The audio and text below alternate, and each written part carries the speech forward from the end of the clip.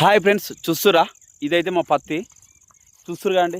మేమైతే పత్తిలా గడ్డి అయితే తీసేసినాం, ఎందుకంటే చాలా గడ్డి ఉండే తీసేసినాం. ఓకే, మాకు ఏంటంటే తీసేసినాక మందు కొడదామని అనుకున్నాం.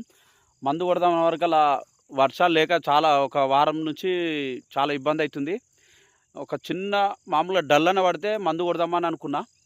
సరే, ఈరోజు అయితే కొంచెం మామూలుగా డల్ అయితే పడ్డది.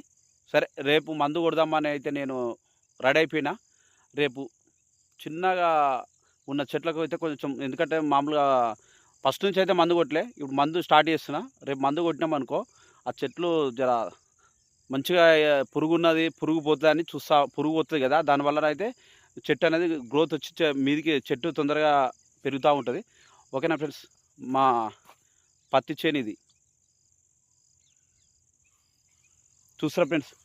పత్తి చేనులో కంది అయితే ఒక 5 సార్లు వేసినాం. ఎందుకంటే మధ్యలో కంది చేను ఉందనుకో, ఈ పత్తికి పురుగు వచ్చిందనుకో కంది చెట్టు మీదకి పోతాట. మా వాళ్ళు అయితే చెప్పారు. దానివల్ల అయితే ఒక 5 సార్లు అయితే కంది మధ్యలో 2, ఒక లాస్ట్కు అటు సైడ్ 2, ఇటు సైడ్ 2, మధ్యలో అటు సైడ్ ఒకటి, ఇటు సైడ్ ఒకటి, మధ్యలో వేసినాము. 3 వేసినాం. చూడండి, కంది కూడా బాగానే ఉంది.